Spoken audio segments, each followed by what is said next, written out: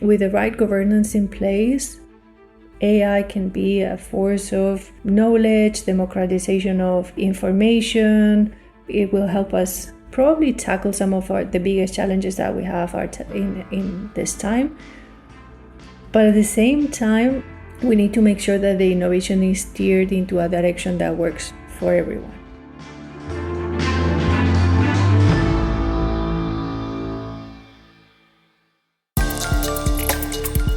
Welcome to the Digital Government Podcast. Tune in to discover the future of governance and ways of getting there.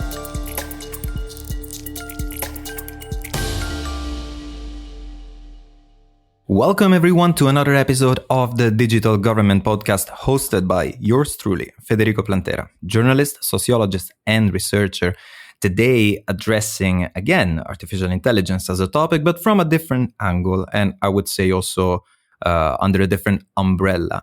Because today we're doing so within the framework of the Tallinn Cyber Diplomacy Summer School 2025, taking place now in June, between June 16th and 20th in Tallinn.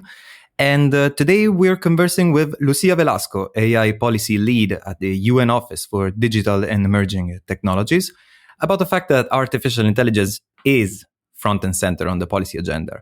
But there are obviously challenges that this poses to traditional models of governance. So, Lucia, warm welcome to you to the Digital Government Podcast and to today's session.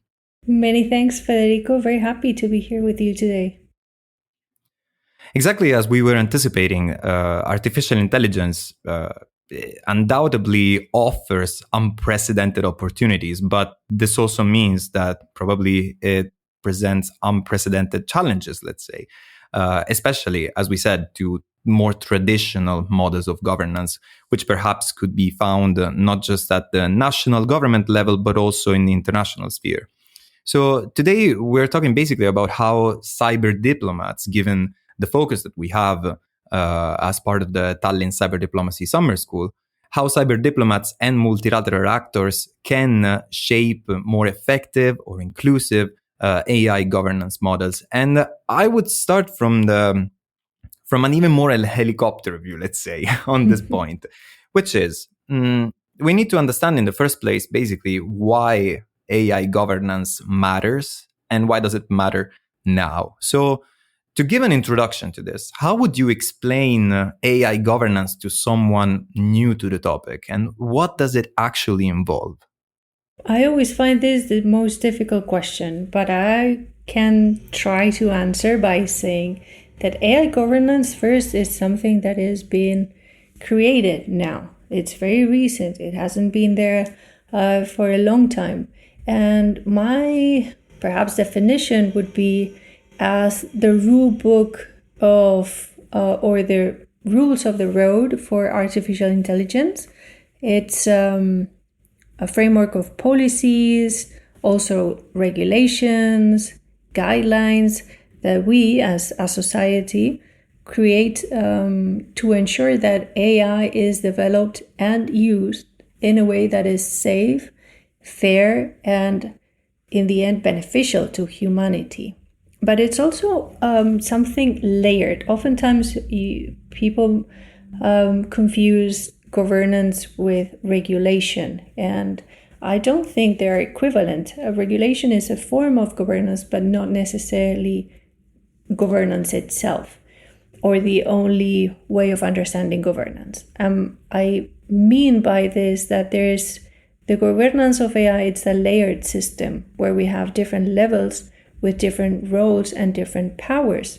So a global entity like the UN in this case aims at creating shared principles and frameworks with all the countries, but doesn't want to regulate anything, while regional organizations like the EU or national governments like China or any other regional government have actual regulatory power to create these laws with penalties. Is this maybe one of the most common, let's say, misunderstandings or maybe like simplifications, let's say, that you find or that you come across in the debate over AI governance? like, for example, indeed, like the dichotomy or the difference, I would say, between exactly like regulation and governance. Yes, I think that is one of the main confusions and also elements that the lack of a common understanding generates a lot of misunderstandings. So some people automatically reject governance because they think it's about regulation. So that's the first one. And if I have to add another overly simplified debate, I would say framing this as a battle between innovation versus regulation. And you hear it constantly. Either we let innovators run free or we tie them up with red tape. But to me, this is a false choice.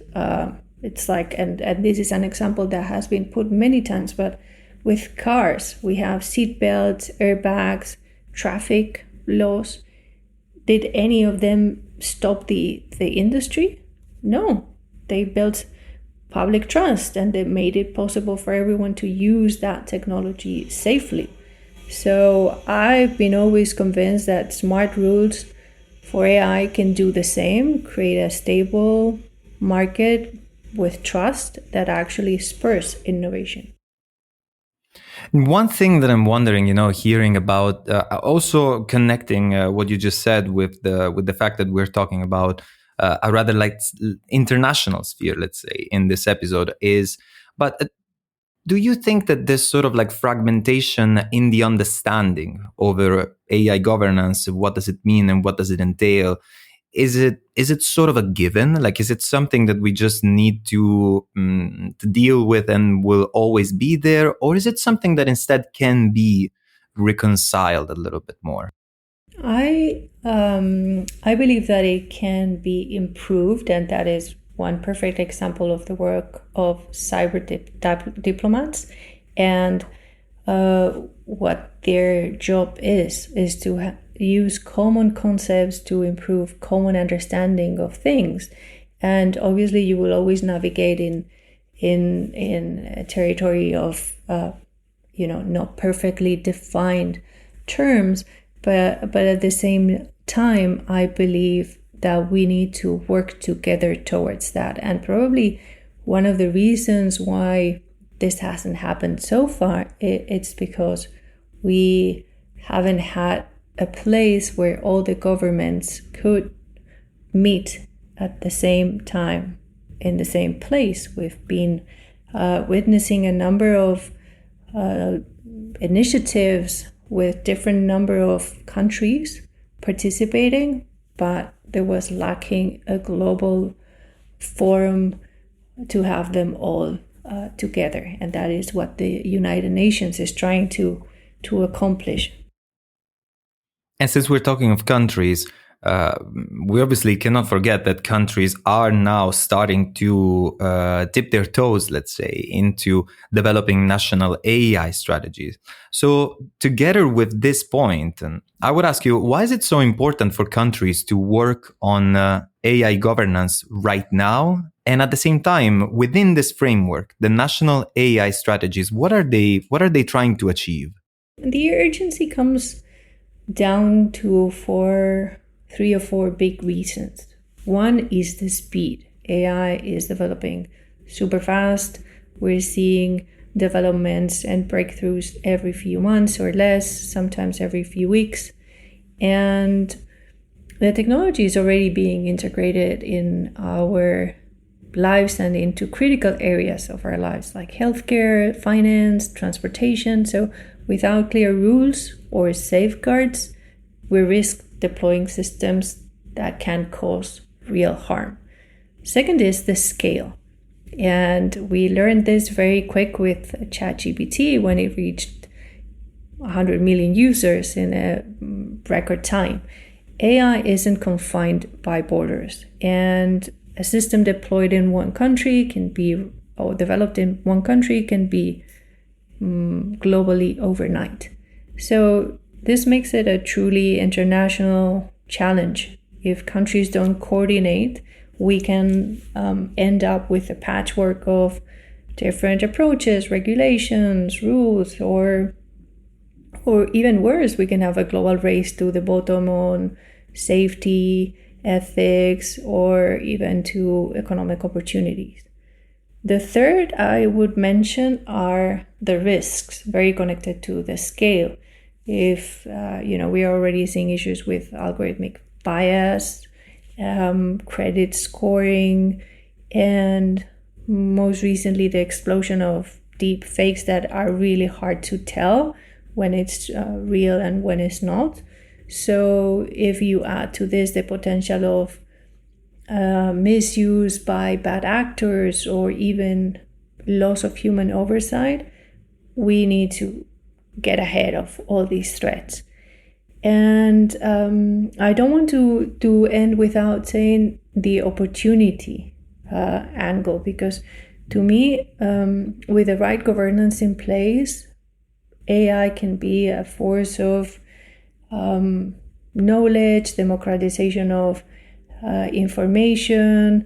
It will help us probably tackle some of the biggest challenges that we have in this time.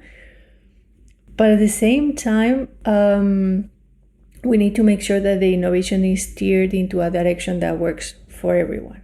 And the way of steering that innovation is with national, or it's been at least one of the tools in the toolkit are national AI strategies. And I had the pleasure of participating in the first one that Spain published, and I see national AI strategies as a key policy instrument, and they not only, it's not only the declaration of a country's ambitions and a roadmap for how it intends to navigate all these challenges, but also how it's going to use or leverage or harness the opportunities that AI brings, and how AI is going to serve the national interests. So I think national AI strategies are a must-have today. Yeah, and I think it's important, exactly as you said, to highlight that they're not made only of limits, let's say, of borders and barriers around AI, but they actually include a lot of things that are a lot of good things and positive things for the future that actually give confidence in exactly ways that we can get, that we can go forward, or we can tackle very pressing problems, and perhaps also considering the topic of the scale that you have introduced, problems that cover big scales, let's say, and that, for example, instead in other ways it would have been more cumbersome or more difficult to tackle, also at a societal level. But something that you mentioned was borders and a patchwork. I'll pick up on that because one of the things that I wanted to ask you, exactly from your United Nations policy lead perspective, is about the countries, no? And you said the direction that countries are moving towards. So countries definitely are moving at different speeds and at different directions. And as a consequence, I would like to know from you, what have you noticed in terms of global trends that you're seeing in how nations are approaching AI governance? Most of the countries want to leverage this opportunity, and not all know how. But there is a growing consensus on the need for some form of AI governance. And by governance, again, I mean not only a common set of values or common understanding, but also a way of distributing opportunities and avoiding power concentration, avoiding widening the existing divides, or even making sure that every nation has access to these opportunities. So while, some years ago the debate was still about if we should use AI, or if we should even consider this technology, if it's a hype, if we should, something new will come soon. Now the conversation is, how should we do it? How do we get this to work for a country? Where should we start in the case of those countries who are, at a disadvantage or developing economies?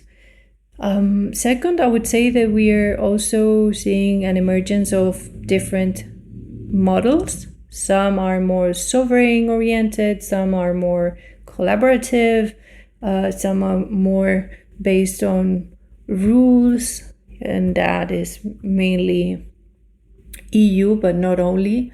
We are seeing regulations every day. Some take a broader approach to horizontal approach to regulations, other more sector specific. But the emphasis is on cooperation and multi-stakeholderism. And governments know that they cannot tackle AI, they cannot govern AI alone, and they need to bring the stakeholders to that conversation, especially the tech-savvy community, the researchers, academia, civil society that has the expertise on digital challenges, and obviously the tech companies. And lastly, because we cannot ignore that there's an increasing focus on the geopolitics of AI and the competition between the US and China for that technological supremacy is shaping also the global landscape and well, let's say that is not helping the conversation in some cases. So what is the beauty of the UN in many cases is that you see how all these dynamics are left outside of the room where countries sit and negotiate and exchange, and that is very hopeful. Yeah, one thing that I was thinking of while you were just answering is the fact that often what is happening right now with artificial intelligence in terms of scale and depth and extent of change, I would say, including the dimension that we just spoke of the borderless, let's say, nature also of AI and its use. Artificial intelligence, in this sense, it's often likened to the kind of revolution and technological revolution that we've seen with the advent of internet. No, so one thing that I was wondering about, you mentioning not only like the first 2 points specifically, but also the element of involving like stakeholders and the tech savvy stakeholders, which I am assuming means companies as well. Yes. Then one question that I'm having is, I feel that, and we have spoken about it actually on this podcast as well in past episodes during the past couple of years. I feel that, for example, that was kind of a missed opportunity or a missed chance, let's say, when it came to the internet.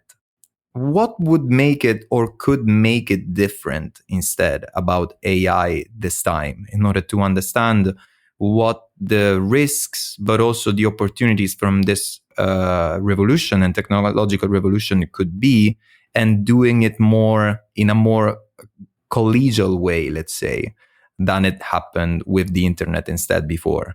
I know that analogies are very helpful, but I always struggle to extrapolate what happened in other periods or with other technologies to the current situation. And I'm not an expert on what happened with internet governance.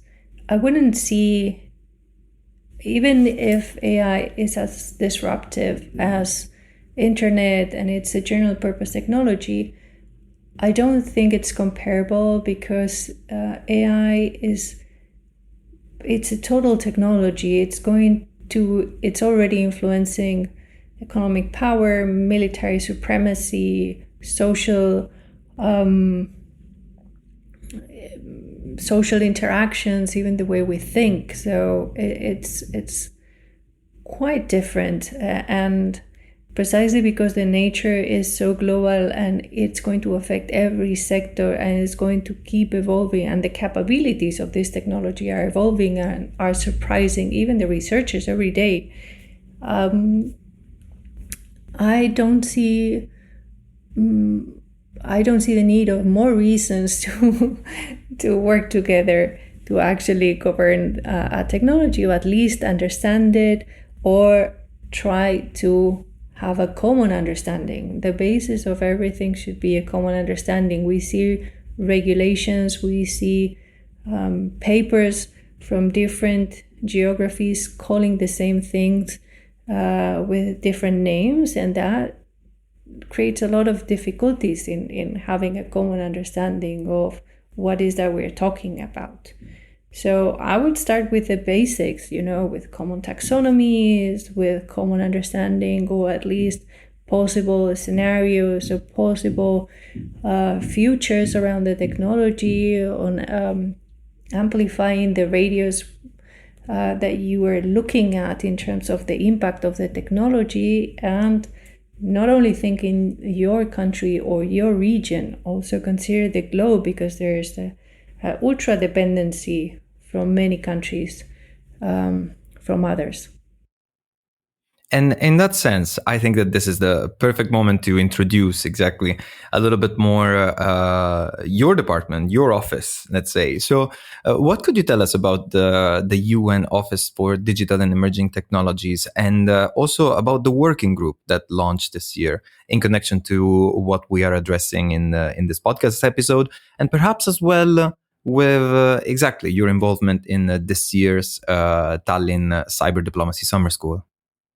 The establishment of the Office for Digital and Emerging Technologies is quite recent. It has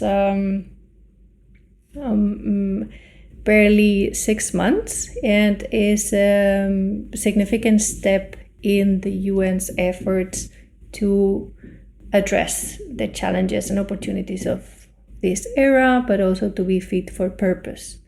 It's a baby. It's a baby, although we're not babies. No, of course. But, this office is an evolution of the Office of the Secretary General's Envoy on Technology, and it's mandated to advise the UN leadership on key technology trends, and to serve as a focal point on digital cooperation, but also to facilitate inclusive multi-stakeholder policy dialogue on digital and emerging technologies. It also has a very, very important role in implementing the Global Digital Compact, that is a shared of principles for an open, free, and secure digital future that was agreed upon at the Summit of the Future in September last year. It's the first global agreement that contemplates AI, and it includes the Global Digital Compact, and the office as the having a key role in implementing the compact includes the creation of an independent international scientific panel on AI, a global dialogue on AI governance, and also to develop innovative voluntary financing options for AI capacity building. That comes this specific the three mechanisms come after the recommendations of the Secretary General's high-level advisory body on AI that was created last year, and it already finished its work last year. It put forward a series of recommendations, and all the countries, when they were negotiating the Global Digital Compact, took on board these three, and they were approved. So this is part of what we're working on during this year. Right now at the United Nations, there are very intense negotiations to create or to write the resolution that will create this panel and this global dialogue on AI governance. And speaking instead of the stakeholders, of the people and figures, let's say, involved or that we need to involve along the way towards exactly reaching a more inclusive, collaborative, and sustainable governance of artificial intelligence, I would start exactly with introducing a persona, let's say, or a professional figure that definitely is at the center of the Tallinn Cyber Diplomacy Summer School, which is exactly cyber diplomats. So where do you see, for example, space for cyber diplomats and cyber diplomacy to support this better alignment between countries. I will introduce one note, let's say, accompanying this question, and it's the fact that I've heard interviewing other policymakers, mostly from other parts of the world, and especially from countries of the so-called global south, saying that actually the fact that now there are certain debates, let's say, happening internationally around certain technologies, such as those that enable interoperability or those that are focused and centered around artificial intelligence, they say that this is an opportunity exactly for them as well to have more of a say in the global governance and the global standards for governance that are being outlined in this sense. So, on par with this, where can cyber diplomacy help? Okay, that's a comprehensive question and reflection. I am extremely happy that we are now starting to see everywhere, or that we are comfortable talking about cyber diplomacy or tech diplomacy. It was so much needed because you need expertise, and even diplomats, they specialize in, depending on the files that they cover. But if you don't have that concept, it's very difficult that you even try to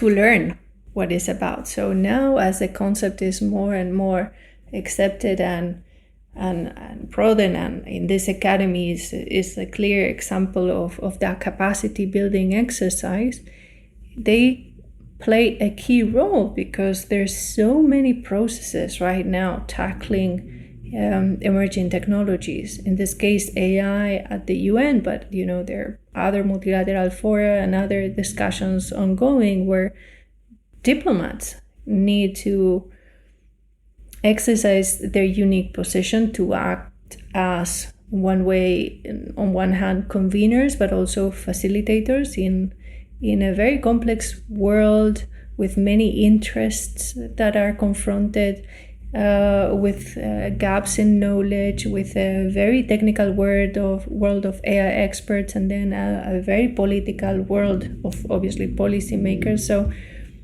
they need to juggle with with quite a number of complex elements, but at the same time they can also translate, demystify, and defend their national interests in those spaces, which is very much needed. Because otherwise, if you don't, I don't remember the saying, but it's something like, if you don't do policy, they will do it for you. So unless these countries are at the table and they really express how they want to shape the future of this technology, those who are already there, or the companies who are influencing the global stage, will make the decisions for them. And that is what it has been happening. That is why also, that's the reason why the Secretary General has been very vocal about the need of creating a place, an inclusive convening space where all countries can come and discuss and hear from each other and negotiate. That is the purpose of the United Nations. That is why it was created 80 years ago. I'm not sure if I will refer the quote or the saying better, but I remember it. I remember hearing it quite a lot when it actually came to electoral participation and voting. I remember many people saying it was something along the lines of, if you don't take an interest in policy, then policy regardless will take an interest in you, in the sense that you will still be affected exactly by the electoral processes or the policies that maybe you take the decision to not want to influence or not want to engage with. And that's exactly instead what we're addressing here. That what we need and what we're talking about is exactly more inclusive and collaborative, which ultimately, as I said, means also sustainable AI governance. And there is a role for many figures. We have now mentioned cyber diplomats, but we can also talk about researchers, for example, or civil society actors. And another element that feeds into the topic of having a more inclusive tech space is also the fact that if I just look at the agenda of this year's Tallinn Cyber Diplomacy Summer School, we see many women in tech. And Lucia, I could say that you're one of those as well, one of them. So thinking along these lines, no, what would more inclusive governance look like in practice? And if this is too general of a question, I think that maybe then we can identify who are the relevant stakeholders that we do need to include and what they can bring to the table. Yeah, our day to day is to make everything more inclusive. So every time we are thinking of a working group or setting up a panel or even inviting speakers, we always try to address geographical representation, gender balance, and expertise, diversity of expertise. So all those elements are very difficult to, get right or perfect at the same time. But I can speak to the high-level advisory body that was created by the Secretary General, and that was an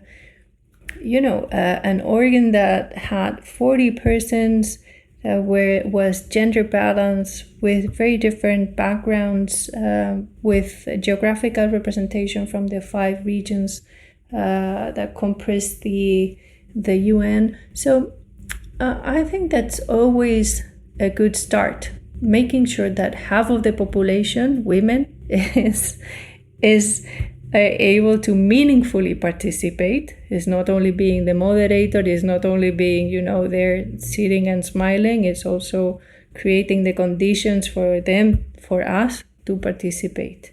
And then, it's one of my favorite topics, so I will stop here with the answer. No, please don't stop. Keep going. we have more time.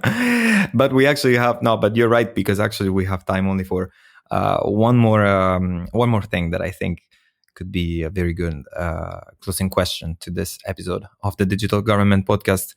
And it's basically like something on your own impression, your own feeling, your own observations about what is happening right now in this global conversation around AI governance. But actually then also what I would like to know is, what is it that gives you perhaps the most confidence, let's say, about this global conversation that is happening and about its, I would say, near future outcomes? Despite the difficulties that we're living in, despite the news that we see every day, despite a very scary situation worldwide, I look at my work, or at least the topic that I work in every day, and I see that there's an energy and a momentum around this issue, and that this has been built up in a very short period of time, because just a few years ago, AI governance was, as I said before, very niche, very rarely discussed by a small group of very technical experts, maybe. And today it's top of the agenda for everyone. We're leaders, international organizations, diplomats, and the public at large. So the fact that we are having a global conversation about the societal implications of a technology before it has been deployed, because with previous technological revolutions, we were often, we were not there, but there was this catch-up, trying to mitigate already the negative consequences after the fact. For once, I think we have the opportunity to be more proactive and to shape the development of this technology. We are really at early stages, so we need to make sure that it aligns with our values. And obviously, I'm also encouraged because I see a growing interest in reaching consensus, creating these 2 mechanisms that I mentioned before, and going back to science, right, and to the core principles of independent science that guides our decisions and the way that policymakers make their decisions. So that to me is the ground. I'm super inspired by the passion and the dedication of the many people, including my team and my bosses, but also people from all over the world who are working on this issue from different angles, who are putting their time on this, from the researchers to the engineers. And, that gives me a lot of hope to see a global community committed to ensuring that AI is a force for good in the world. Lucia, thanks a lot for joining us today in this podcast episode. My pleasure. Thank you. Bye. As a memo, the summer school is happening in Tallinn between the 16th and the 20th of June and is brought to you by the European Commission, the Ministry of Foreign Affairs of Estonia, e-Governance Academy, and also EstDev. And many topics on the agenda, very, very interesting stuff. Please go check it out. And I would say that then for today, that's it also from your usual host. I will see you all here at the next episode. Bye. This podcast is brought to you by the e-Governance Academy. Tune in next time.